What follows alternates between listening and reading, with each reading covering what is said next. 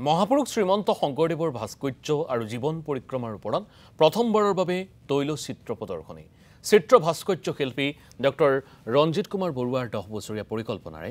গুৰুজনাৰ জীৱন পৰিক্ৰমা শৈশৱৰ পৰা বৈকুণ্ঠ প্ৰয়াণলৈ অংকন কৰা হয় চিত্ৰসমূহ প্ৰদৰ্শন কৰা হয় শ্ৰীমন্ত কলাক্ষেত্ৰত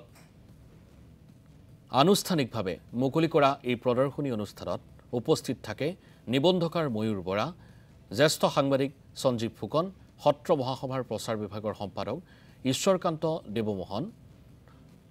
আৰু সুকুমাৰ কলা পৰিষদৰ সঞ্চালক প্ৰধান ডক্টৰ মন্তুমণি দত্তৰ লগতে আন কেইবাগৰাকীও বিশিষ্ট ব্যক্তি উন্মোচন আৰু প্ৰদৰ্শিত কলা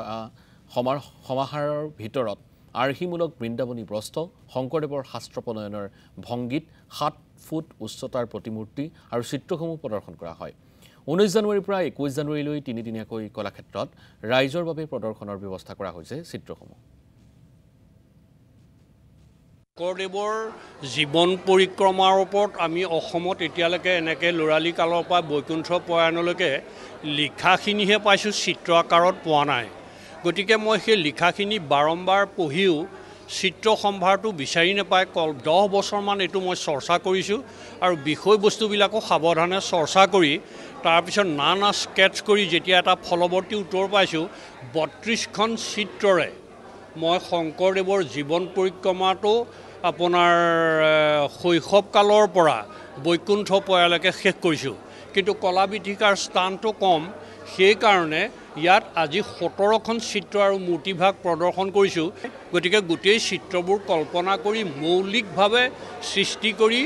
এই যথেষ্ট প্ৰকৃতিৰ ওপৰত বিষয়বস্তুৰ ওপৰত অধ্যয়ন কৰি তন্নকে এই চিত্ৰখিনি তৈয়াৰ কৰি ৰাইজৰ মাজলৈ আগবঢ়াইছোঁ বহু অসমীয়া মানুহে ভাল কাম কৰে কিন্তু আমাৰ এটা জাতিগত দুৰ্বলতা আছে যেন মোৰ অনুভৱ হয় যে ভাল কাম এটা অলপ দিন কৰিলে তাৰপিছত চেলেং পেটেংকে এৰি বেলেগ কামলৈ গুচি গ'ল এই ডক্টৰ ৰঞ্জিত কুমাৰ বৰুৱা তেখেত অৱসৰপ্ৰাপ্ত কৃষি বিজ্ঞানী 2012 চনত অৱসৰ লোৱা মানুহজনে